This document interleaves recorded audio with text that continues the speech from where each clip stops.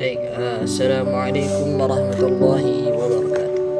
Alhamdulillahirabbil alamin wa bihi nasta'in ala umuri dunya waddin wassalatu wassalamu ala asyrafil anbiya'i wal mursalin sayyidina wa habibina wa syafi'ina wa maulana Muhammadin sallallahu alaihi wasallam. Amma ba'd. Baik, perkenalkan nama saya Amir Zaiklas. Saya berasal dari Prodi Hukum Keluarga Islam Fakultas Syariah dan saya berasal dari kampus Universitas Islam Negeri Sultan Maulana Hasanuddin Banten. Baik, saya semester 4 tahun akademik 2025-2026. Baik, tujuan saya daripada membuat video pada kesempatan kali ini itu adalah bertujuan untuk membahas suatu materi yang mana materinya terdapat pada mata kuliah kontrak drafting. Jadi saya sini akan membahas materi mengenai tentang e-commerce. Jadi pada MK kontrak drafting ini ada pembelajaran mengenai e-commerce. Di sini saya akan menjelaskan apa yang dimaksud dengan e-commerce, tata cara membeli atau menjual itu seperti apa, dan juga bagaimana dalam perspektif Islam mengenai e-commerce ini. Sebelumnya saya akan menjelaskan dulu apa itu e-commerce.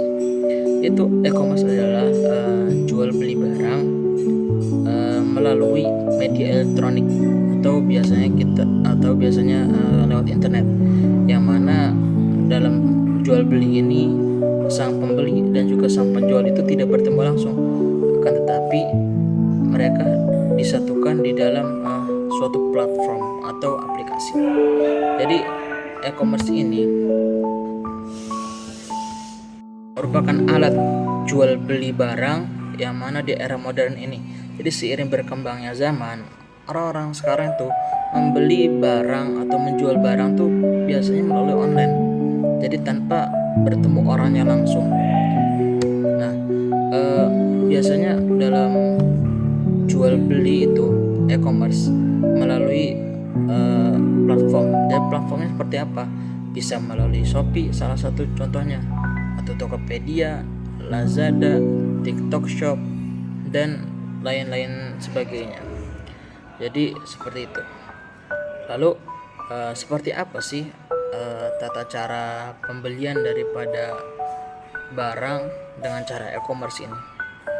Sebenarnya sangat mudah ya dalam pembelian barang melalui e-commerce ini atau melalui suatu platform.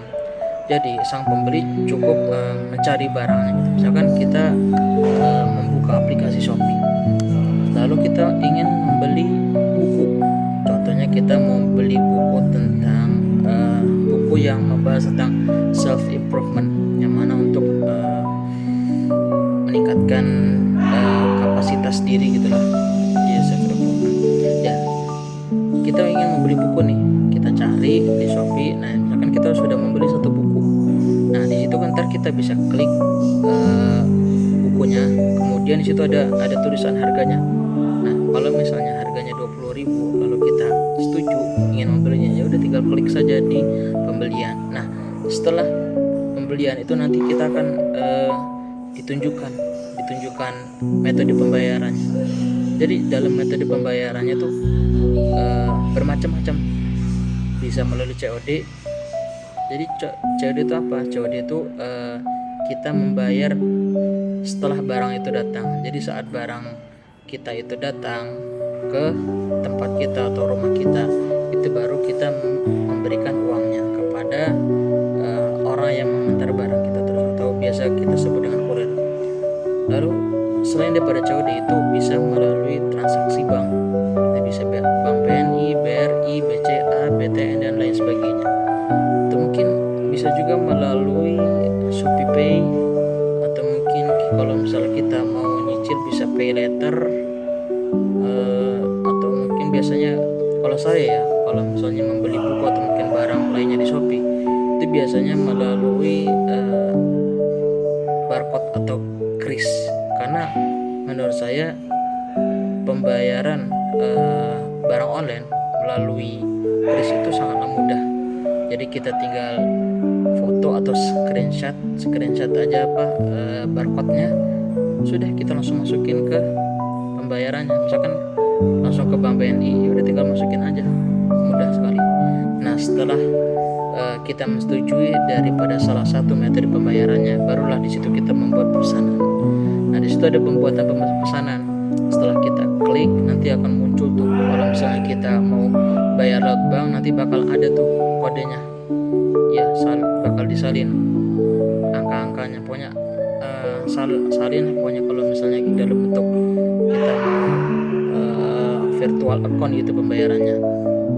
Kalau misalnya kita mau kris, nanti ada barcode dikasih gitu muncul. Nah setelah pembayaran tersebut semuanya semua sudah membayar lunas, atau mungkin kita mau COD, berarti kan udah clear, udah selesai. Nanti di situ akan muncul estimasi nyampe nya barang kita. Misalkan kita mesennya di tanggal 20 Juni, terusan di situ nanti akan ada estimasinya, nyampe nya di tanggal 26 Juni. Dan biasanya kalau misalnya barang tersebut lewat daripada tanggal yang sudah disesuaikan, biasanya itu akan diinformasikan kepada pihak penjual. Jadi antara dibatalkan atau dikasih keringanan, atau mungkin bonus lah. Misalkan kita membeli barang terus datangnya telat nih, kita bakal dapat bonus. Kenapa? Karena barang tersebut datangnya telat kepada kita. Jadi seperti itu. Nah kemudian ya seperti itu tata cara pembelian ya. Jadi kita tinggal tunggu. Kalau misalnya kita sudah mengikuti prosedur yang tadi saya bilang, tinggal tunggu aja barangnya datang. Jadi nanti saat kurir yang mengantar, udah kita tinggal terima barangnya. Kalau misalnya kita udah bayar di awal, ya kita tinggal terima. Dan kalau misalkan kita COD, kita bayar di tempat langsung. Nah lalu perihal mengenai pengembalian barang gitu ya. Nah teman-teman mungkin pernah bertanya-tanya gitu ya mengenai kalau misalnya kita beli barang online terus kita tidak sesuai pada keinginan kita, itu bagaimana? Nah itu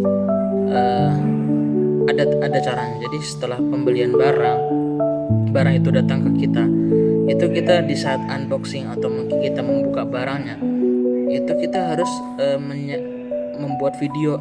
Jadi kita memvideokan barang yang sudah sampai kepada kita saat unboxing sambil di video. Jadi kalau misalkan barang itu palsu atau barang itu tidak sesuai, bisa kita kembalikan, seperti itu. Kenapa? Karena memang ketentuannya seperti itu. Kalau misalnya kita membeli barang melalui suatu platform, yang mana platform tersebut resmi ya, bukan platform yang asal-asalan. Jadi kalau misalnya kita membeli barang di suatu platform yang resmi, itu kita diperbolehkan untuk mengembalikan barang. Bahkan kita bisa melapor kalau misalnya si penjual ini tidak merespon gitu.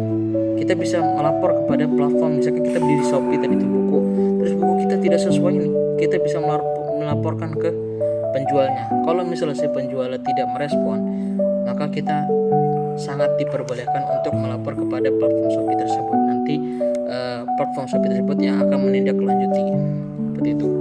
Nah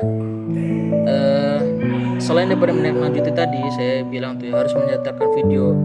Jadi membuktikan bahwasanya barang kita tuh tidak sesuai atau mungkin barang kita palsu gitu.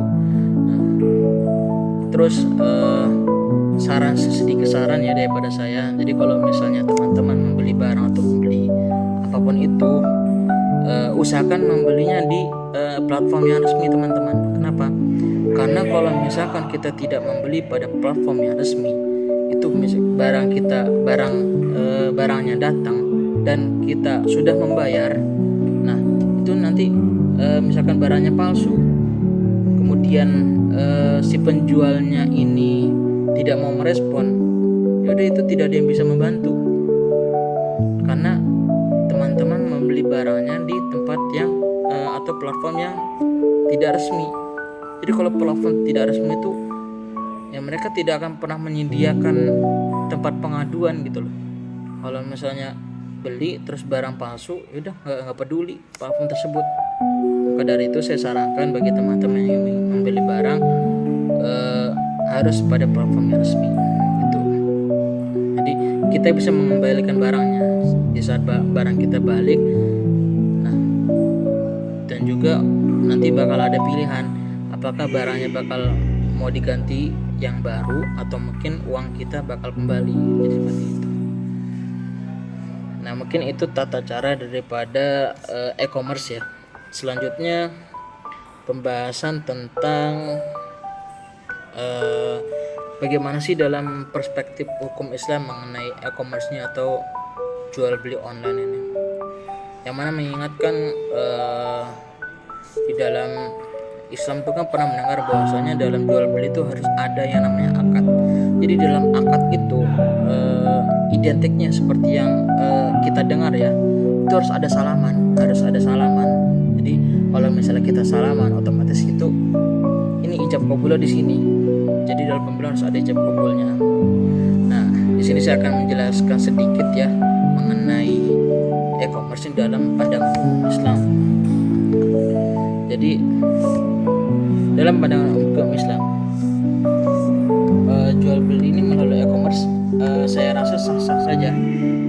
Jadi tetap sah. Kenapa? Selama dalam penjualannya itu memenuhi rukun dan syaratnya. Apa aja sih rukun dan syaratnya itu? Rukunnya itu adanya penjual, adanya pembeli, dan juga adanya objek, adanya sigot. Nah, terus syaratnya seperti apa? Syaratnya itu jadi dari macam-macam rukun itu ada syaratnya. Contohnya syarat penjual dan pembeli itu berakal, cakap. Nah, berakal, cakap. Nah, maksud cakap ini mereka bisa dipertanggungjawabkan gitu melalui hukum, yang otomatis dia tuh emang benar-benar paham. Jadi mereka tuh sudah dewasa, udah balik, udah balik lah pokoknya. Jadi mereka tuh bisa mendapatkan tanggungan gitu. Selanjutnya itu atas kehendak atau kerelaan dari masing-masing, kerelaan dari kedua pihak. Jadi sang penjual dan juga sang pembeli ini rela. Jadi atas keinginannya, bukan karena keterpaksaan. Apabila si penjual ini memaksa si pembeli untuk membayar, maka itu tidak sah, tidak diperbolehkan. Nah, itu karena tidak memenuhi syarat dalam jual beli. Selanjutnya apa aja syarat mengenai tentang objeknya? Nah, objek ini itu objek kan berarti barangnya. Jadi kalau misalnya kita membeli barang melalui e-commerce, selama barang itu asli, bisa dipastikan, bisa dipertanggungjawabkan, maka itu diperbolehkan. Terus yang kedua, selama barang itu halal, barang itu tidak haram lah, maka itu tetap diperbolehkan. Jadi sah-sah aja. Nah, dan juga yang mana barang ini bertujuan untuk sesuatu yang barang ini tidak digunakan untuk hal-hal yang tidak bermanfaat gitu. Misalkan kita membeli pisau nih, ternyata membeli pisaunya bukan untuk keperluan dapur atau keperluan lainnya, tapi untuk melukai seseorang, maka itu tidak diperbolehkan. Nah, selanjutnya itu ada sigot.